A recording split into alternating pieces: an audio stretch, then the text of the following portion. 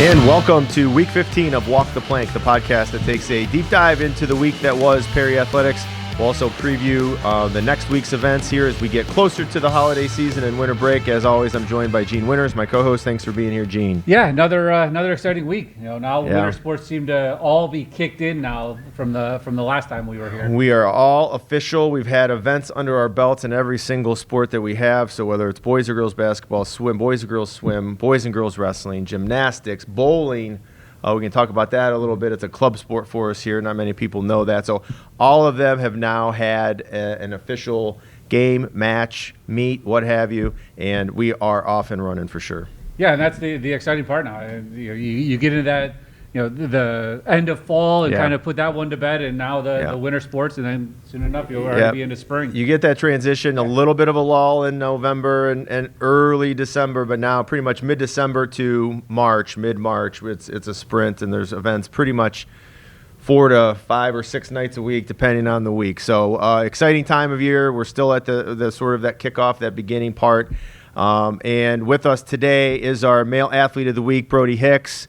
He is a member of our swim team, a 3-time state qualifier. He is a senior now. We're going to talk a little bit about last year. We'll wrap up last year and sort of give a preview. We've had a couple of meets so far that Brody has participated in, so we'll get some feedback from him. Welcome to the show. Thanks for being here again, Brody. Thank you. All right. Yeah, he was here last year a couple of different times, and I'm sure he'll be back before the end of the year. But, Brody, just to recap last year, as a junior in the 50 free and the 100 butterfly, you finished 5th overall at the state meet down at the Canton Natatorium.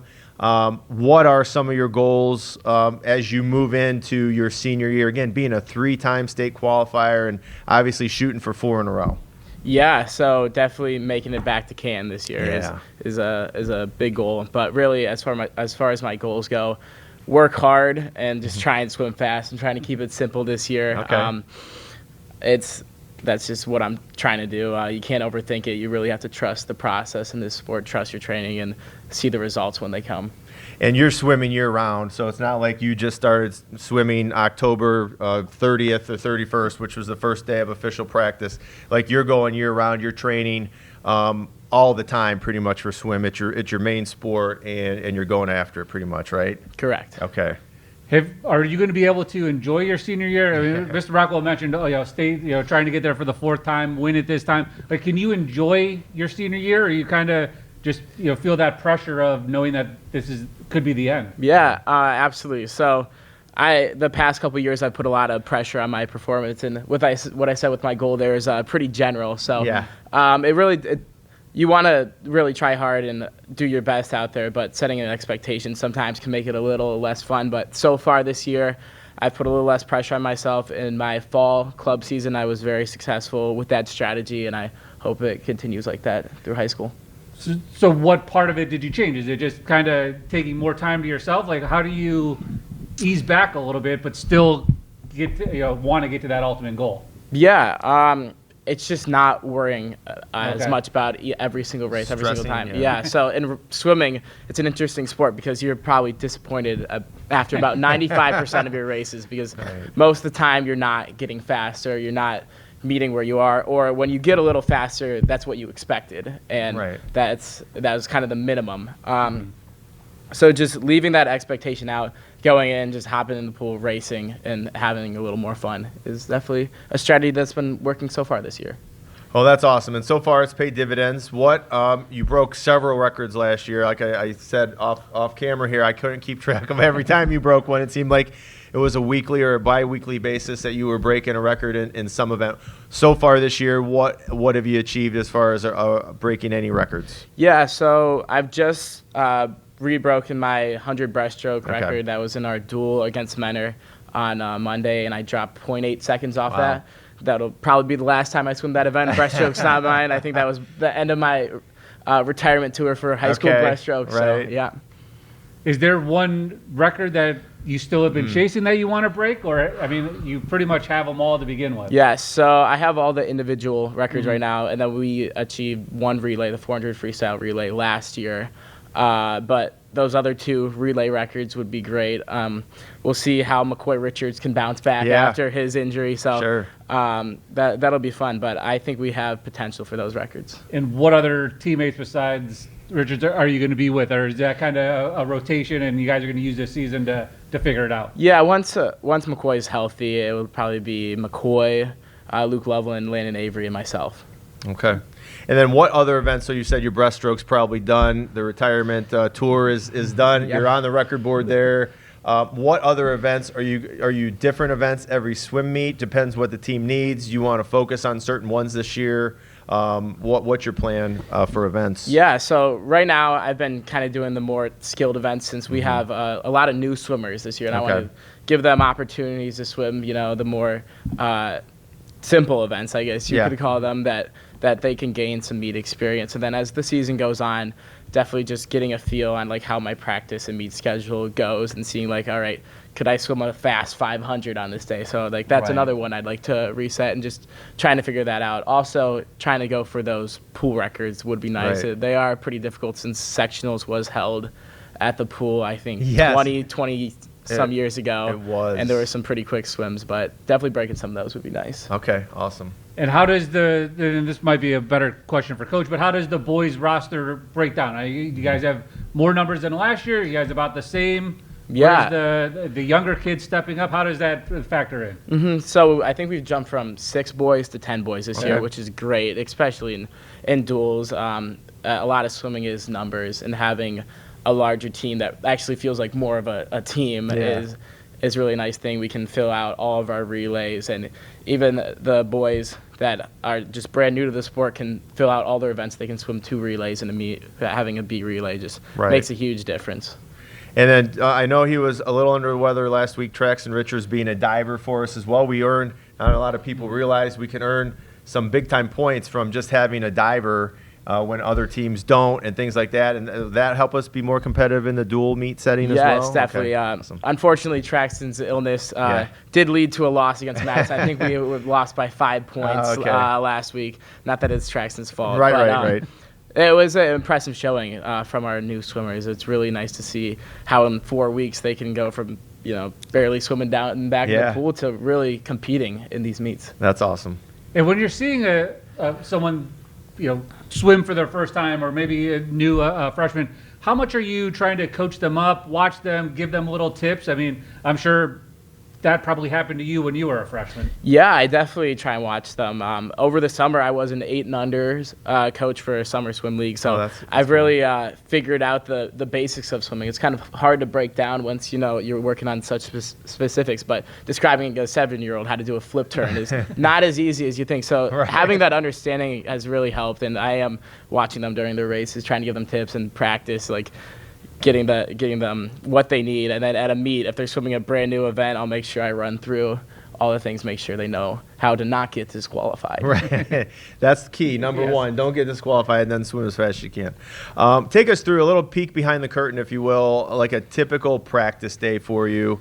What are you, how many yards, what are you guys exactly doing in the pool on a typical practice day that some people may not know about? Like, obviously, it's 25 yards down, right? Mm-hmm. And back is 50.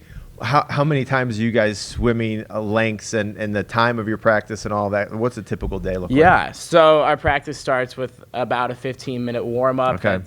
I'd say is 1,200 yards.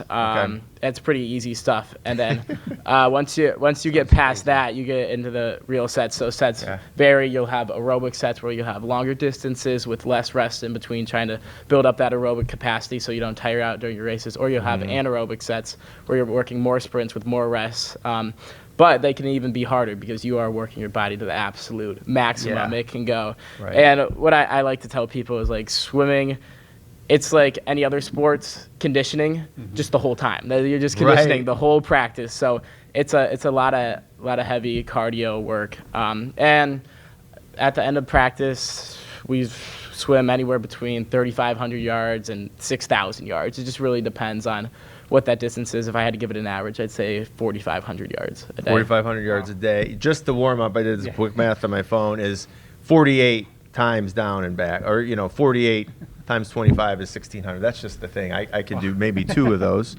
So it's again, I very similar. When we've had cross country folks on here and things like that. That's just when you're doing, like you said, you're conditioning the entire time. It's nonstop. And I just give you guys a ton of credit because sometimes I'm sure it's not the most fun thing in the world. You know the work you've got to put in. Right. You have goals. So that keeps that's the carrot dangling for you to keep you pushed. But it's also probably not always the most fun thing to do. So anytime somebody's doing that consistently for hours at a time is pretty darn impressive. So thank you. Yeah. With as much as you're swimming every day, and even through the off season, like. What are you eating? Like I'm sure you're burning everything off, so you can probably eat whatever you want. But are there certain go-tos that are you trying to carb up? Are you trying to hit this protein, or take us through that? Yeah, so that's actually interesting because from my freshman to about halfway through my junior year, I was trying to put on as much weight as possible. And then I started finding out I was a little bigger than the other swimmers. I started looking like a football player out there, especially at Christian got me lifting too much, too heavy. I think. So I was like, oh, maybe I need to cut down on this a little bit. So I've been really watching my diet and mainly my calories and eating consistently every day, making sure your stomach can handle what you eat is very important for swimming too. As you could assume, a practice with an upset stomach is not ideal, not fun. But yeah, just being careful about nothing specific, but just making sure you're eating healthy is what I do. Well, speaking of healthy, this is we'll give you your certificate. You can use it in March when you're done with the season. But the Dairy Queen does give a free meal deal and a blizzard to our athletes of the week. So congrats for earning that. Let's just talk about, I guess, it's your senior year. 6 or so months from now, you're going to walk across that stage. You're going to graduate from Perry High School. What are your plans after Perry? What are you looking to do? Yeah, so I'm looking for a career that will take me, or a school route that will take me into a career as an officer in the military. Okay. So whether that's Service Academy or ROTC at a civilian school, that's where I see myself going. I'm not sure yet. Right. I got to see who lets me in and where I end up liking the most. So. Well, it's a unique situation because when you're talking about service academies, you're needing a nomination from a congressman or congresswoman to give you that and to even get you sort of in the door. And then there's a whole, I'm sure the application process and interviews. Very long, yes. It's very drawn out. And sometimes it's not as quick as if you're going to, Ohio State and you make a decision in December, January, this is where I'm going to go. This is drawn out a little bit more into the spring. Yes, right? I started my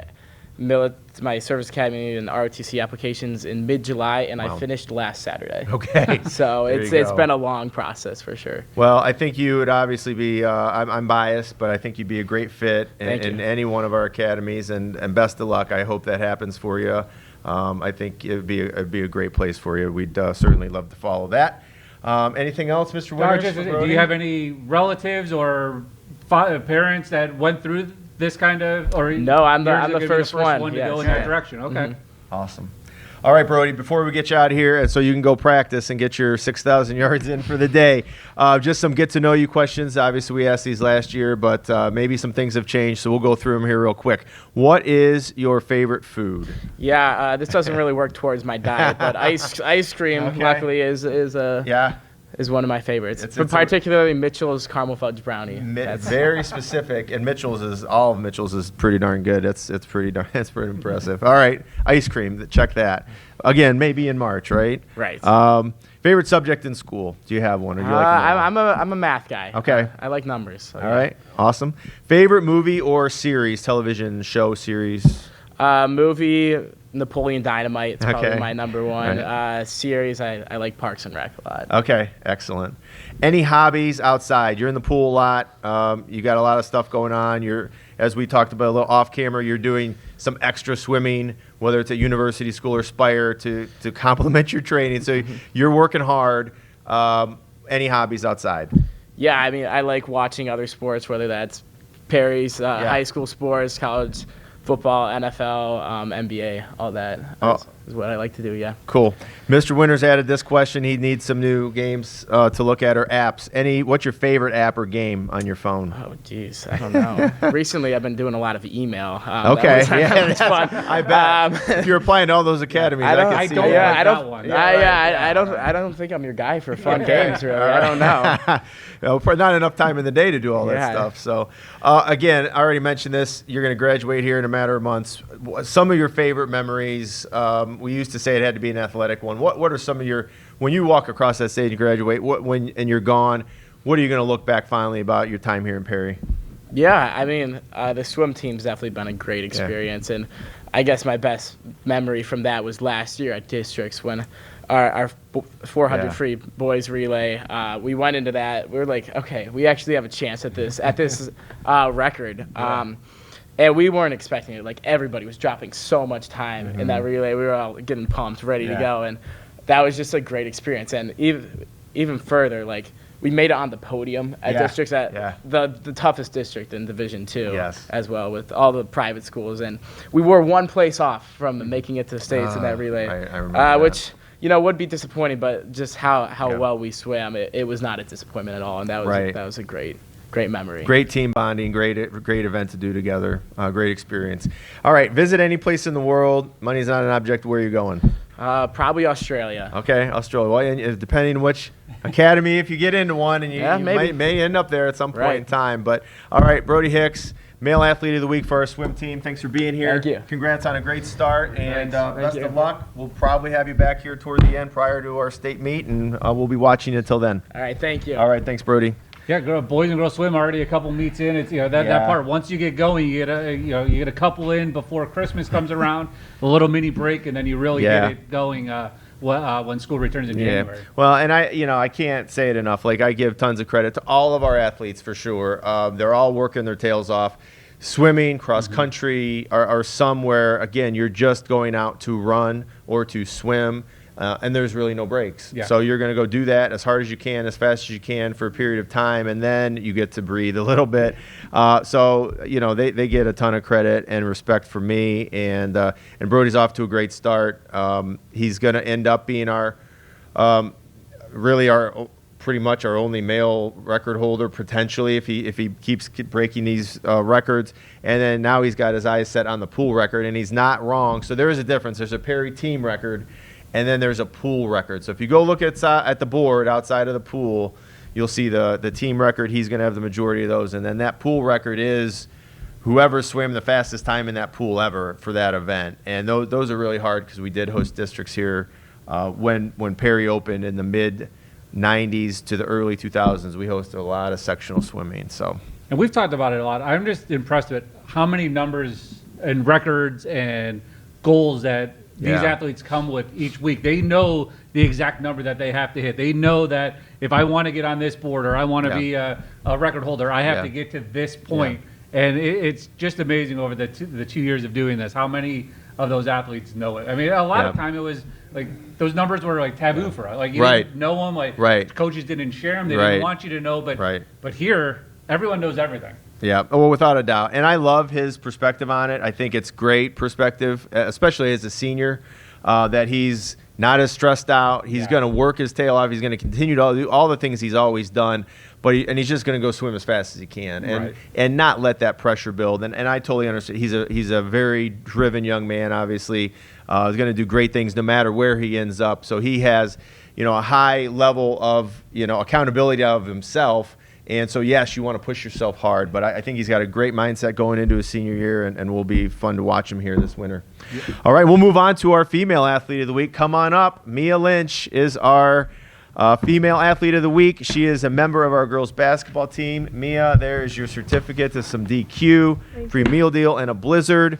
Congratulations on Coach Infalvi. He's going to be here on the show in a little bit, so I'm sure we'll talk more about you once you're gone. But congratulations on a great start to the year for our girls team and for you personally. We're 4-0. We are undefeated on the season. That said, I'm sure there's some pretty positive things to say. Let's just talk about your take on the season so far as we get set to play Harvey tomorrow night. We're 4-0, and here we are.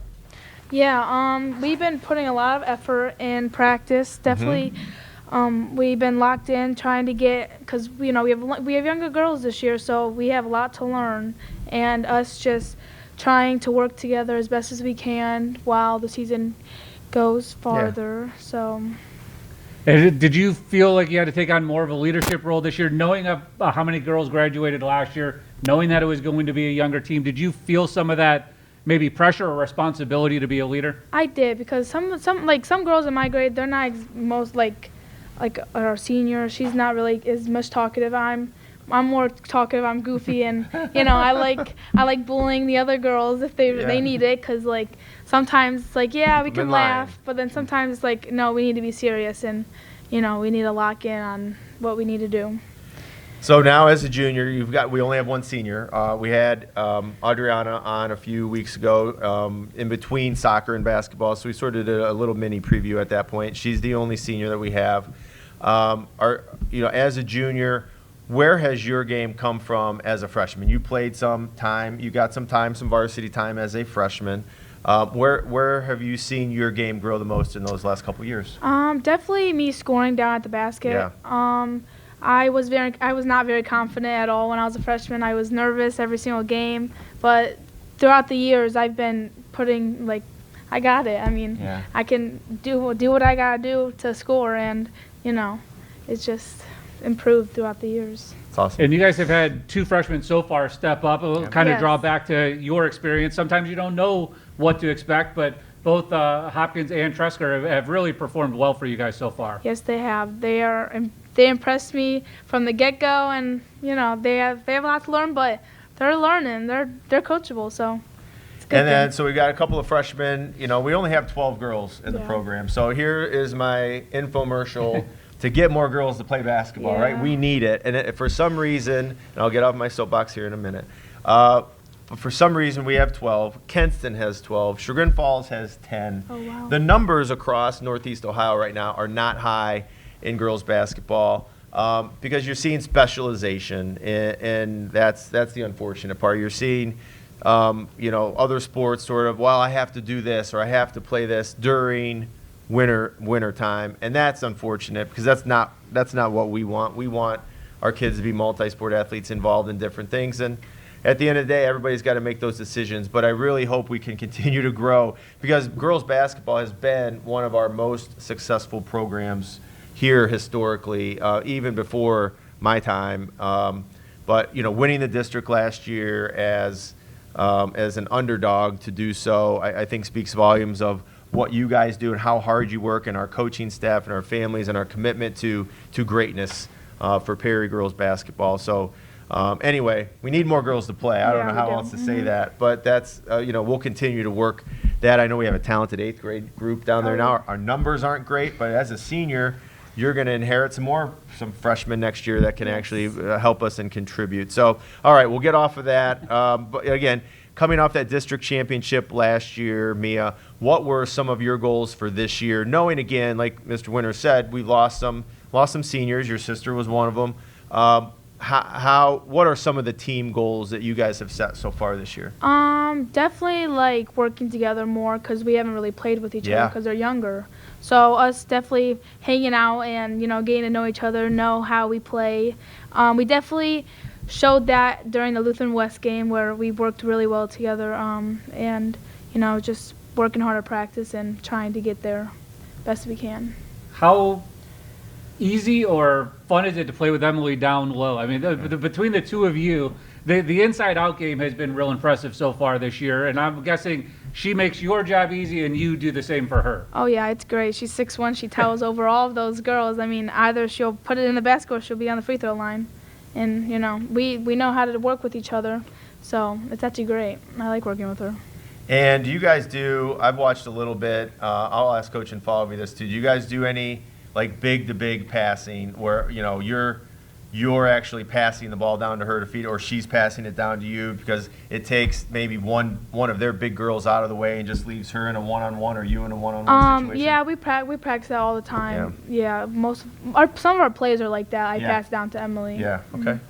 And for you this year, is it strange playing without your sister? Yes. She Yeah. always used to yell at me on the court, and now I just get yelled at by the coaches. I mean, she's there at every game so far. Or at least the Is games I've she been to, yelling at she's you been from there, the but- stands? Probably. Yeah, I mean, yeah, you just don't hear her. yeah. You can tune her out there. Hard to do when she's on the court. Yes. Can't ignore her. And for you, Ms. Rockwell kind of touched on goals, but for you this year, is there one thing that you're trying to accomplish there for yourself personally? Is there a spot in your game that you want to continue and improve on, or you want to see improved? Yeah, I've been trying to work on my catch and shoot because I'm usually like hesitant before I shoot, and I was like I need to get more confidence and just shoot it, and no matter if it goes in or out, it's either, make it in. So if you're most comfortable down low, but where's your range? Where do you feel comfortable with that? Is it 15 feet? Is it a three-pointer? Where's your range at? I wish it was a three-pointer, Okay, but I know. it's only 15. Okay, I 15 usually, feet. Yeah. That's okay. That's all right. Everybody, you be strong in that. You Yeah. don't need the three-pointer. You have other people to do that. And a lot of people obviously think it's all offense and want the scoring and want that recognition. But I think even from a youth and coming through the travel, you've always been a very good defensive player. Yeah. How do you see your defense? How did you become, a key rebounder, a shot blocker, someone that like to, kind of mix it up and be physical down low? I've always thought like if we can't do anything on the offense end, is always you want the second chance and get that rebound and pass it out so we have as much chances as we possibly can get. I like rebounding personally. I don't know why, but it's like let me get that ball and I'll pass it right out to my guards. There you go. And do you think this team, again, 4-0 on the year, I don't know if anybody outside of the gym where you guys are practicing and your team meetings and your, coaches talk with you, I don't know how many people gave us a shot to be 4-0 at this point in the year. Again, we lost such a talented group. We had a great run last year. So does this team, you think you guys have a chip on your shoulder because, they go, we're not going to be very good this year? No one's ever said that to me, that we're not going to be very good. I'm just, you hear things and like, we don't know what we're going to be. And I get the season. At the beginning of each season, there's always question marks.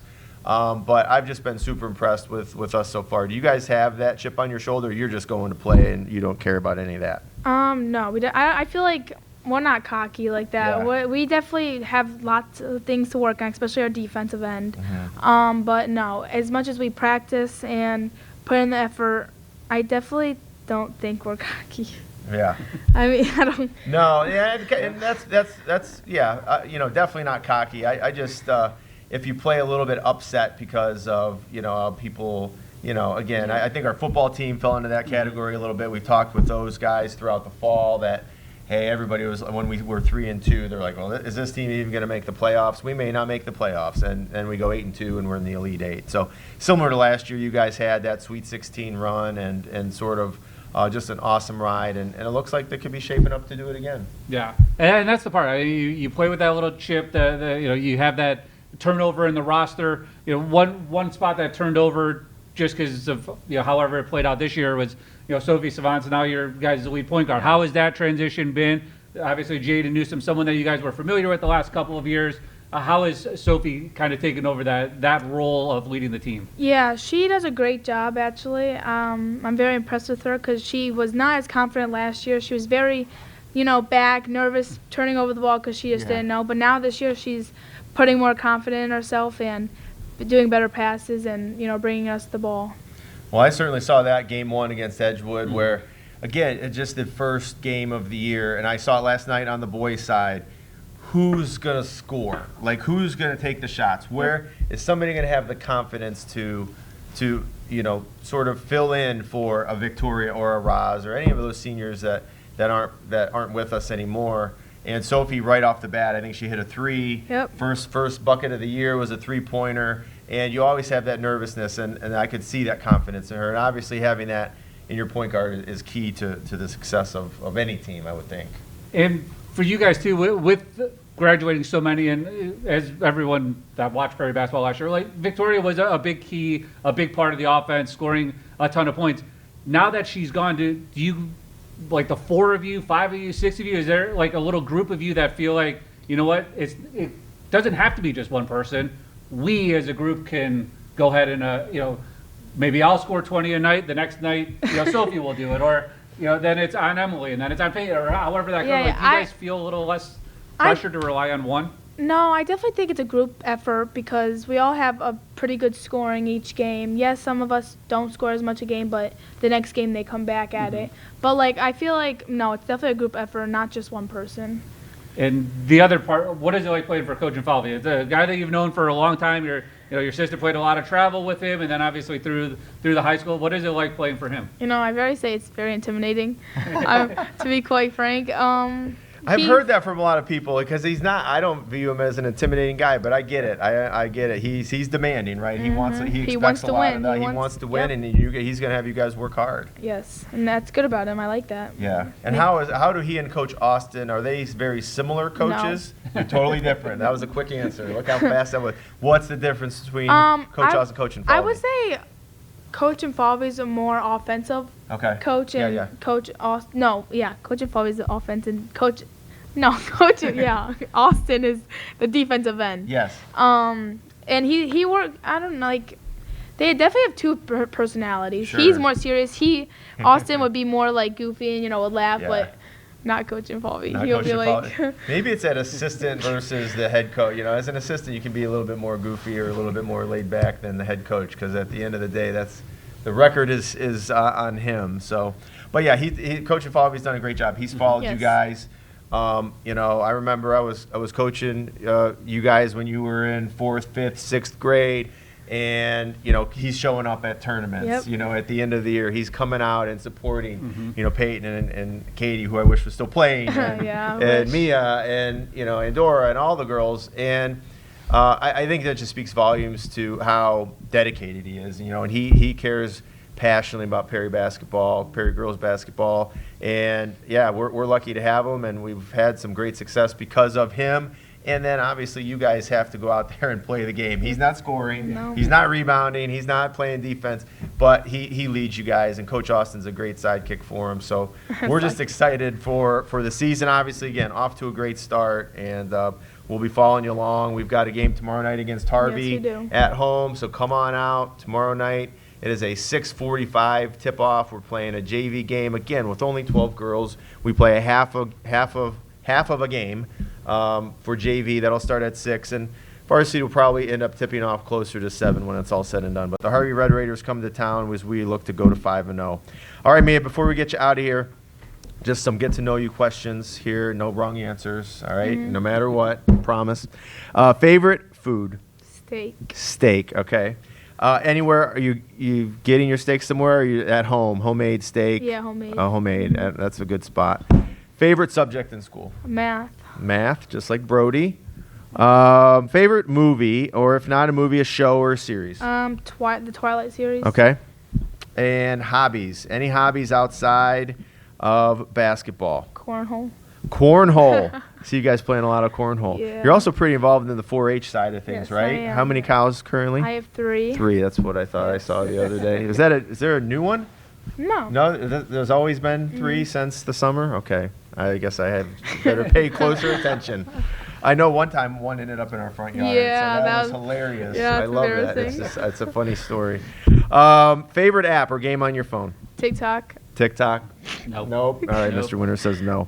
Favorite memory of Perry, and again, you've been here since kindergarten, Mia. You're a junior.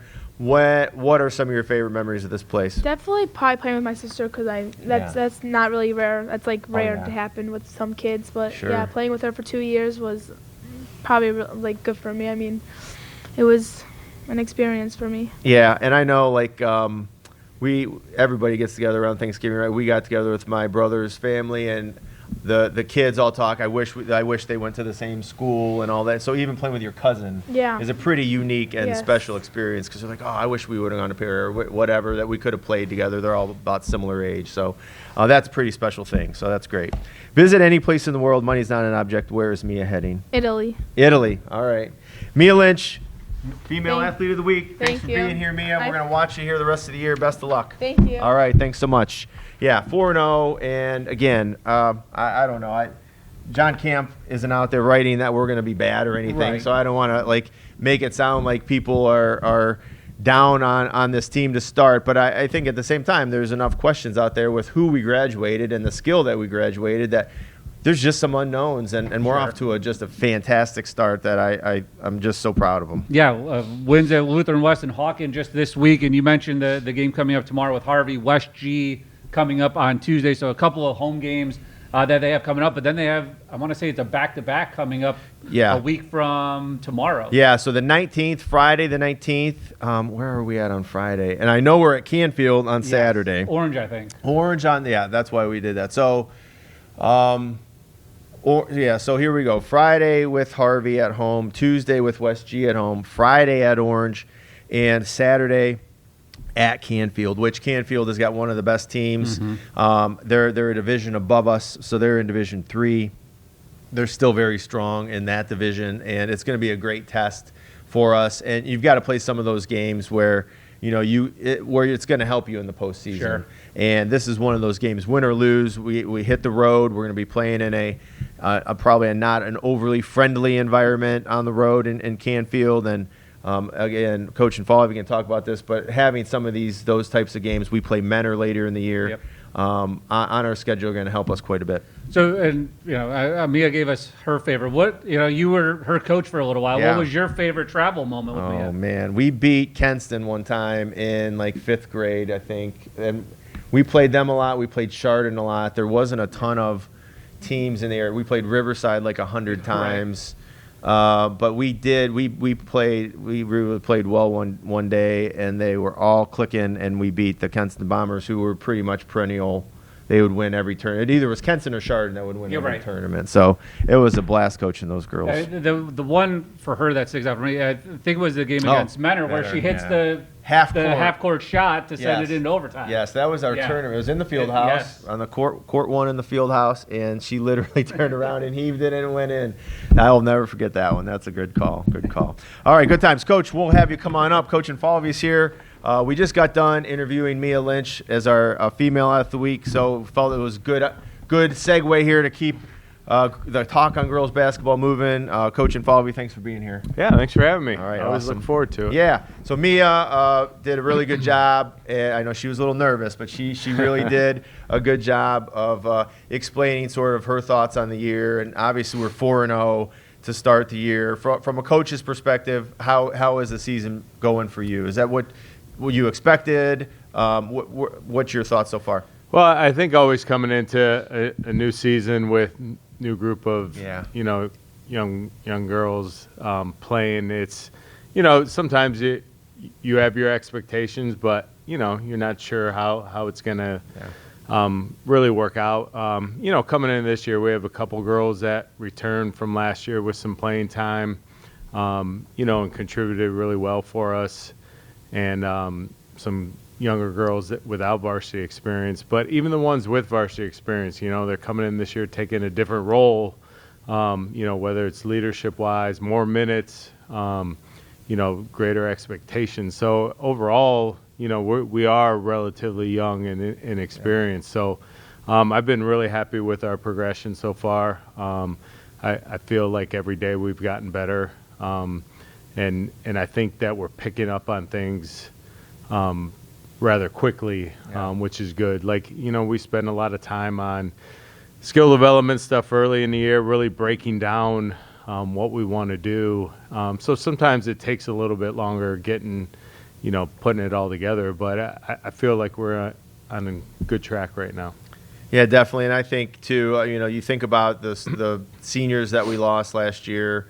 Victoria was averaging, 16, 17 points a game. Roz was around 10. There's others involved. Is there always a nervousness? All right, we know somebody has to score, but who's actually going to pick up the slack when it comes to that kind of the point scoring stuff? I mean, for sure. I feel like we're a little bit ahead offensively that I thought we'd be. Yeah. And we're probably not as far along defensively as I want to be. Yeah. So that's a little bit different, but I feel like offensively we've had a good mix. Our girls really play well together. Yeah. Our guards have done a good job getting the ball inside when it's there, and they've done a good job of scoring when the ball's kicked back out to them. Yeah. We really preach inside out, whether it's passing the ball in and passing it out or, driving to the paint and getting it out, especially with our outside shots. We do a lot of film stuff, a lot of number breakdowns, and you just shoot the ball better when it comes inside out than you do, off the dribble or, whether it's a step back or just kind of moving. Not that you can't make shots that way, but percentages are better that way. And plus the defense will collapse in on our size a little bit, so we get some good open outside shots. So, yeah, it's been good. And before we get more into your roster breakdown and how this season is going, when you end a season, you guys fall to Laurel after a Sweet 16 run, do you take like a week off, 2 weeks off? When do you start thinking about next year? And then to piggyback off that, once you start practicing, you have your summer games and then into your October practices, are you still trying to figure out what your team is, what each individual can bring, or do you, in that I guess couple months, know before the season starts that I can get this out of this girl? Yeah, we kind of use the summer to kind of play with some different things that we're really thinking of. We come into the summer with, kind of an objective of, all right, we want to, get this out of the summer, whether it's what we want to do offensively or defensively. Not necessarily installing things, but the way we work on certain things. But it's fun. It is funny you bring that up about after the season. I saw Mr. Nedzwicki at the fall waste dump the day after they lost their football playoff, and he's like, well, I'm free now. I got to get some work done, and it brought back memories because when our season ends, like the next day I get up and I'm like, all right, what do I got to break down on film? What do I got to watch it? It's like really weird. So like I quickly go into not like crazy time, but like go into, all right, where are we going to be? Where are we at? Who we have coming back? What are we looking at?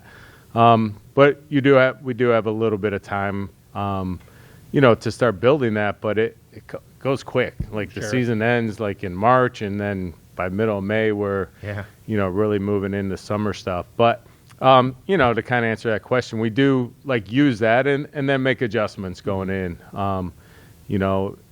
Early in preseason, we do some different things and see if we have to make adjustments. But we do that all the way through the beginning, even when games go too. So, yeah, it's always an adjustment. I mean, that's the thing about high school, especially public schools. I was talking to some coaches the other day, like, there's things that I really love doing and want to do that you just can't always do based on your personnel. So you always have to adapt and adjust based on your players. And you kind of touched on it. One thing you guys are doing very well this year is going inside out. Let's start down low. Mia was our player of the week. Yeah. What have you seen from her, and what got that nomination for her out of these first 4 games? Well, I tell you what, it was kind of a no-brainer for me with Mia because she's throughout the preseason, I thought she's done a really good job taking a leadership role coming in as a junior. Even stuff too, like when I get to practice, coming from my teaching job, she's early on, like she was going over things with players and every little thing, as far as, all right, here's what we're working on in practice today. Here's what we did, before, younger girls going through play sets. But really, even in games, like she's done a good job inside for us, done a good job defensively, but like she's done a good job too, even helping us break the press. We've had her play some different roles this year, and those aren't always shown in the stat line. But she's done a really good job with that. So I'm really proud of the way she's played this year and handled things. And she can handle the ball for being a post player. And she told us her range was a max of 15 feet. So I don't know if that's coach. She would like a 3, though. Coach induced. She's been practicing the 21 push shot. I think she wants one of those. We'll see, maybe. But she can handle the ball. For somebody who's playing down low the majority of the time, she's actually great to have. And that probably makes it a little bit harder for another team to guard, and so she's down low. Her partner in crime down low is Emily Meckenbauer. So those two are pretty forcible tandem. Like it's gonna be hard to stop. You can't stop both of them. How has that combo of those two being down low worked out so far? Obviously pretty good. Yeah, it's definitely really good, and they get along well together. Yeah. They want each other to do well, but too, like I the other day, after the Hawking game, Mia came out and I was happy as a coach too, because like it wasn't like, all right, how many points did I score? How many Emily score? It was, did I get more rebounds than Emily? How many rebounds? I'm like, I like that. Like that's fine. You want to fight over rebounds? Yes, I'm good with that. Yeah. So. It's been good with both of them. They make each other better in practice because they're constantly going against each other. But having them both in the game at the same time, they both do a nice job of passing too, big to big. Yeah. We get some high-low action. Yeah. We get some, block-to-block things, and they do that really well. Because So Emily can handle it too. Yeah. She's just natural. She can handle the ball. She can shoot the ball well. And so that, again, puts the team in a bind when you have bigs that can pass to each other. So, like you said, high-low action. Now their big has to come out and guard our big, and now you're in essentially a one-on-one situation. Yeah. It's a good matchup for us. And we've had Emily on a couple times here, quiet. Did she realize how good she is? Or like, it seems like there's just that untapped potential, but I think that it's been tapped because she excels at everything. Yeah, and to answer your question, I don't think she does. I think there are certain things where, I felt like the first two games she was, in the early season games, not that I expected, a ton more, but like I don't think she realized what she could do and how she could dominate. I think the Lutheran West game last week was a little coming out party for this season. And it continued against Hawken. And I think too, like she's still a little raw basketball wise. Like she's progressed greatly over the past 2 years, but she still has a high ceiling as far as her skill level, even with basketball. So, I don't think she still realizes how far she can get to. But she works for it. Like I don't think that she's said, "Oh, I'm good here," But I think like, I think the more success she sees too in practice and in games, that she'll really start to take off more. And 18 rebounds at Lutheran West. So that's a pretty darn impressive number. So she has the ability to be dominant, and I think she'll continue to obviously grow in that role. So our bigs have shined, but so have our guards. You've been around Sophie a lot over the last, whether it's softball or basketball, over the last couple of years. Yep. How has her coming into that role of the point guard? And all the guards have played well so far. Yeah. No, I've been really happy with our guard play. Like, we start Sophie at the 1 and Aubrey at 2 and Peyton at the 3, and they've all handled their situations really well. I think Sophie too, like, she played a little bit more in the second half of the season varsity, but didn't have to handle the pressure as much, a little bit here or there. She's really done a good job, getting us into our offense. And two, like, she just has such a high ceiling, she's nowhere near where she can get to. But I think she picks up on things really well, and gets better and better with it. And then Aubrey, being a freshman too, and pretty inexperienced with, varsity play, she really has done some really nice things. She does handle pressure too, and really we're kind of turning that a little bit more into her being able to, those two play the 1 a little bit more. And Peyton's super versatile for us. She, I ask, she's a very good shooter, especially when the ball's kicked out to her, and she gets that taste of that ball going through, and then it goes through a lot for her. But, we ask her sometimes too, when we have 4 guards out there, to kind of play the 4 position, and it's not like a true 4 like playing in the post, but I tell you what, I've been so proud of her because she knows everything. We could put her wherever we ask her, and she knows what she's doing and what our expectations are. So that's been great for us, and we've been able to bring some guards off the bench that are getting better each day. I think Bryn Tressiger, like freshman. another freshman. Like I've been real happy with her defensive progression. I know she puts a lot of pressure on herself to want to do things offensively, and it's like, I don't care what you do offense right now. Play defense for us, and she's kind of really taking to that and improving there. And then Adriana Polzer, she's pretty flexible for us. We can put her at some different positions, and you know, she works really hard. She's a great team player. She'll do whatever we ask of her. And same thing with Addie Flenner. Yeah. You know, Addie does. She's really fundamentally sound. You know, does some really good things with the basketball, and she sees things really well.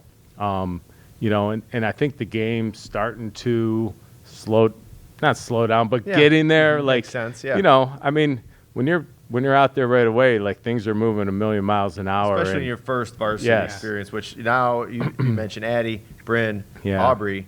There's 3 of our 6 or 7 that and Adriana hasn't played varsity, and so 4 Yeah. have never stepped foot a lot on a varsity court, Yeah. and to get that type of production out of them, I think speaks volumes not only for them but how you guys coach them up and get them ready to go.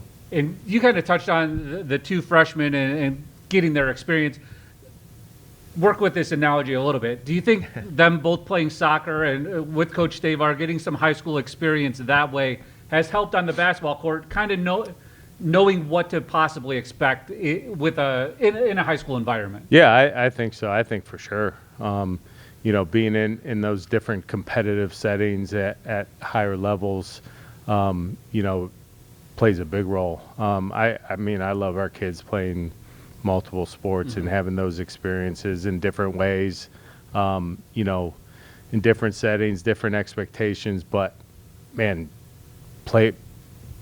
I just love kids playing more than one sport and getting after it. But I do think that definitely, like, if they would have just came in as freshmen and this was their first taste, it would have been a little more difficult. As far along, right? Yep. Yeah, and then it's funny because they almost have similar roles in soccer as they do to basketball. By the end of the year, Bryn was marking their best offensive player, so she played mainly defense, and Coach Staver would use her to sort of shut down their best goal scorer. And Aubrey was an offensive force for us. We didn't score a lot of goals.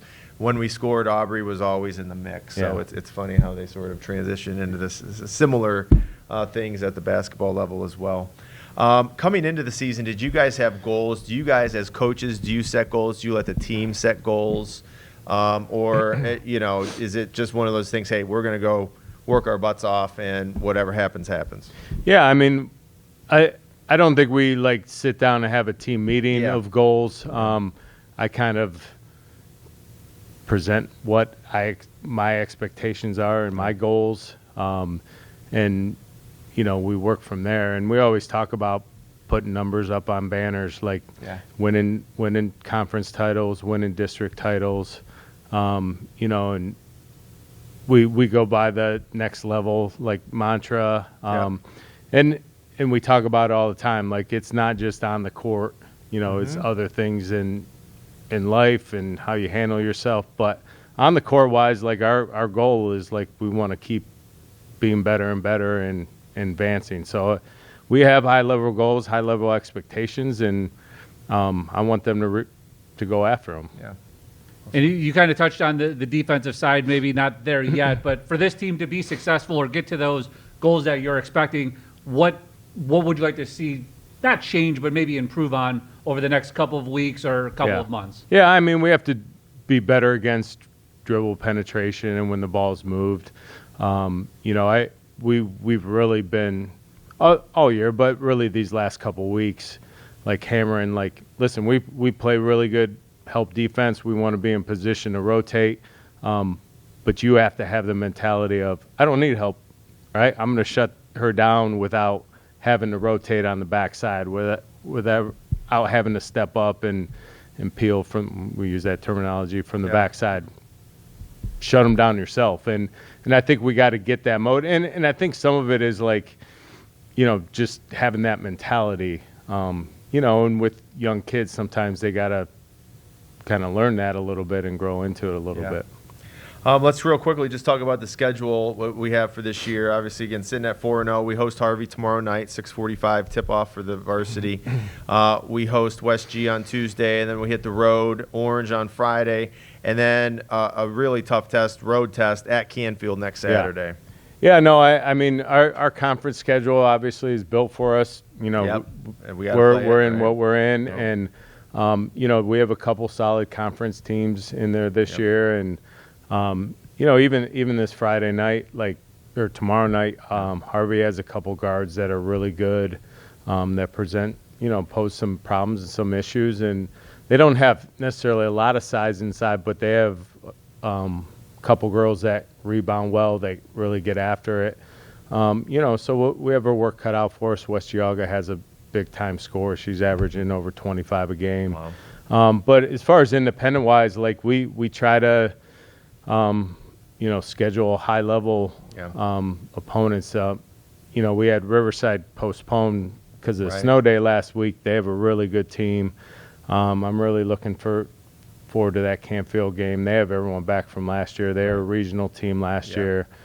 You know, and then we play Menor, we play Gilmore, we play Rootstown. Normandy's actually a really good team we play at the end of the year. They have everyone back from last year. You know, so I want us to be tested. I want us to see that. And two, like I felt like over my 8 years here that we've tried to really do that with independent. And I think gets to the point where, you know, when we play those games, it's not like, oh man, we're playing this team. They're so much bigger than us. It's another game. Like, you know, we play Chardon and Menor right after break.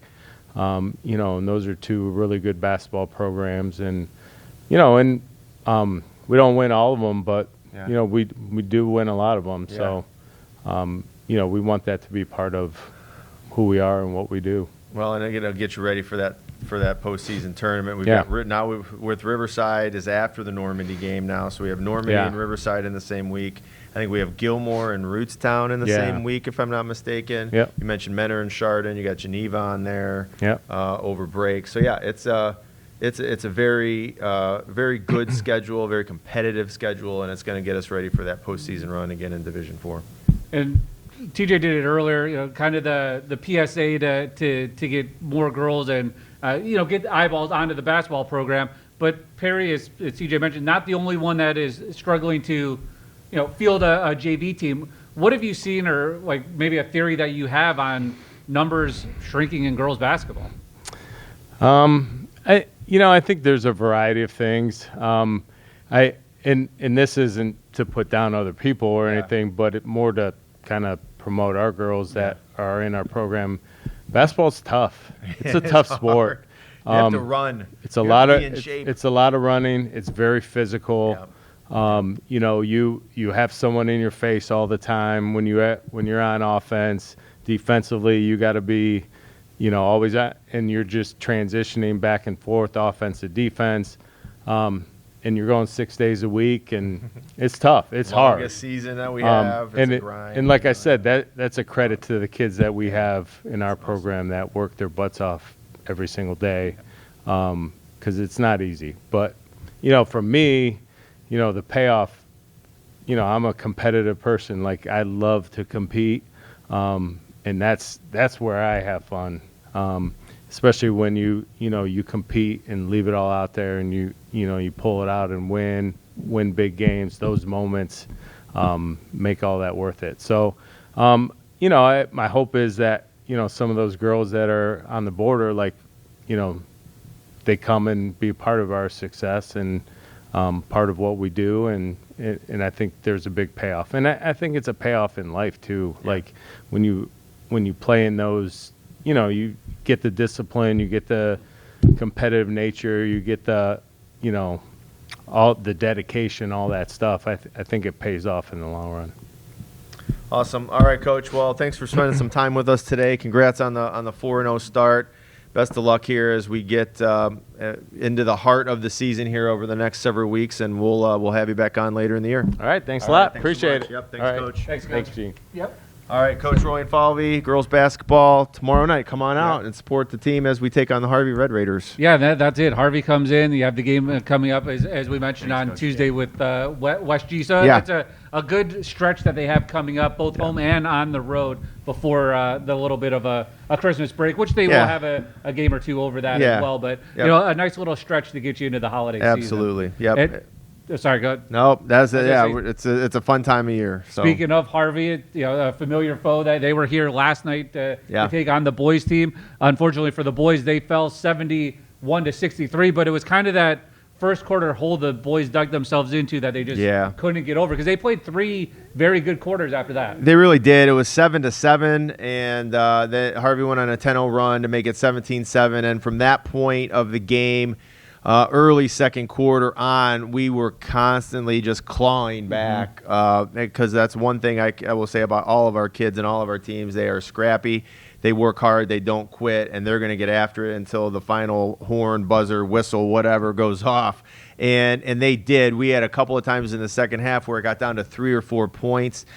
But against a team like Harvey, who returned 4 starters that have started since sophomores, and now they're all seniors, and I can promise you this, talking to their coaching staff, they were very hungry to get that win last night. Not that we weren't, but they were 0-3, and I don't think they probably expected to be 0-3, even though they played some really tough competition to start their year off. They played Hawken, they played NDCL and Riverside, all 3 very strong programs. So we scrapped our way back into it, and then again, you just expend that energy, and it's tough to get over that hump. And I felt like if we could get it tied, obviously at that point, goes without saying, anything could happen, and we just couldn't quite get there. But a good, they've had like 8 days of practice. Yeah, right. So to have everybody there. Now we've had a group of them that 6 to 8 of them that have been coming since end of October, early November. But really, once the football ended for us on November 21, we gave a couple of days off. And then, with the Thanksgiving holiday in there and so on, I mean, just the number of practices, they had 1 scrimmage. All other teams have had 4 scrimmages. We've had 1 scrimmage, and now we're playing a game. And so Harvey's probably, after their 4 scrimmages in 3 games, that was game 8 for them. Yeah. And it's our first one. That's not an excuse. We'll never make excuses. It's just those are the facts, and we'll get better. We will get better. We have a really tough matchup with Hawken on Saturday.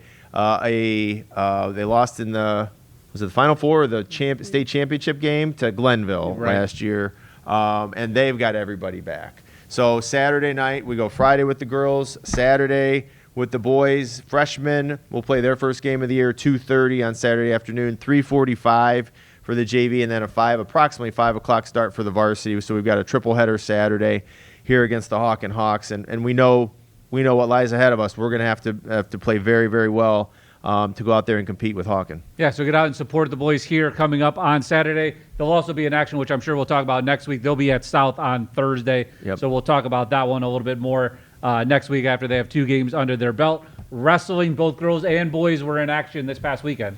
Yeah, and the North Coast Tournament Classic out at Independence is always the season kickoff, and the majority of our guys wrestled in there. And some of the football guys didn't compete necessarily because they're just getting their wrestling legs under them, so to speak. So I know they're going to compete this weekend. The girls opened up at Madison. Chance Schlau got his 100th win of his career over the weekend. So a lot of exciting things, but we're just really at the beginning. Just like boys basketball, we're just at the beginning part of the season, and wrestling is just another one of those sports where I tip my cap to the hard work that those guys put into that room and those girls put into that room, because it is a demanding sport. Like Coach Falvey said, I do believe, I agree with him, like one of the reasons our numbers aren't as strong on the girls' side as they once were is it's a lot. There's a lot of things, a lot of factors that go into being a very good basketball player. Number one, the physicality and the being in shape, and the same goes for wrestling. So, we'll have Coach Trent Nelly on probably next week, if not the week after, and as we preview, because Pin City's right around the corner. Right. Pin City here, January 3rd, Saturday, January 3rd. 10 a.m. start. We'll go pretty much all day long here with Pin City in the field house. So that's to me, in my mind, that's the first real, now I know it's wrestling season because we're here. We've got thousands of people in the field house, and we're getting to watch our own kids compete at home and in a big type of tournament. It's a fun event to host, and so come out and support them on January 3rd. It's still hopefully we'll be celebrating Ohio State win or whatever. We know we won't be celebrating a Browns win more likely than not. So that's where we're at wrestling right now. And we did have Brody on earlier, but I don't think we touched on. They're off four meets already, but they'll be, I'm guessing, in action this weekend.